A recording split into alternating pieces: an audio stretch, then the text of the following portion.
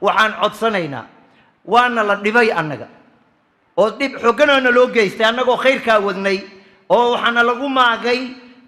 maxay ahaydayay media social media oo waxaana la leeyahay maxay oga hadli waayeen ninkii coldoon oo ka hadlay arrinka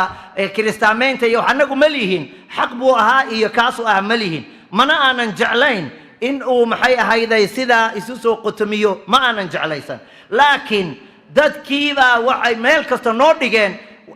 waxay yidhaahdeen meelaha ku soo qoreen culamaa maxay ahayd culamaau laxm culamaau sulta culamaau fuluus waa la kulanteen maxay ahayd boorsaa la idin dhiibay soo ma garanaysid xataa wallahi xataa biyo maanan cabin soo ma garanaysaan ilaahay dartii baana loogu yeeray annana ilaahay dartii baan u qaabilnay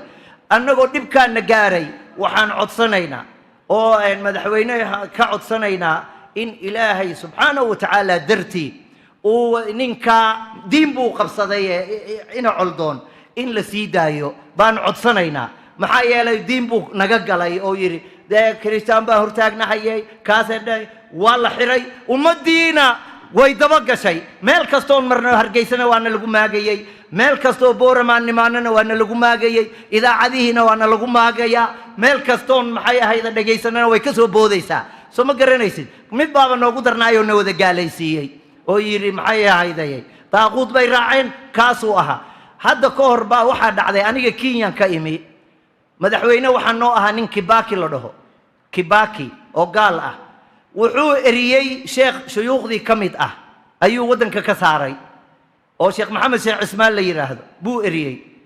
wuxuu noogu soo booqday magaalada gaarisa oo NFD da taqaaneen oo gaarisa ah culimmadii baa u timi hadda madaxweynihii gaalka ahaayee la socda way u timi waxay ku yidhaahdeen madaxweyneheenaa tahay laakiin sheekheennii caalimkeennii diinta darteed baa dad u masaafurisay waxaan kaa rabnaa inaad noo ogolaato sheekheennii inaad noo soo celiso mikrofoonku intuu qabtay magiciiyuu yidhi waxaa la yidhaahdaa maxamed sheekh cusmaan wasiirka arrimaha gudaha dowladda xukuumadda may maqlaysaan intaan gaarisa joogo waa inuu soo galo sheekhii kenya waa inuu cagaha soo dhigo isla maalintii ku xigtay sheekhii waana loo keenay waxaan madaxweynaha ka codsanaynaa in annagoo ku hadlayno magacii culimmada dhibkaana na gaaray nala maagay ina coldooniyo wixii diinta loo xiray oo aanan waddanka dhib ku hayn noo sii daysid tafaadulan baaraka allahu fiikum wajazaakum allahu khayra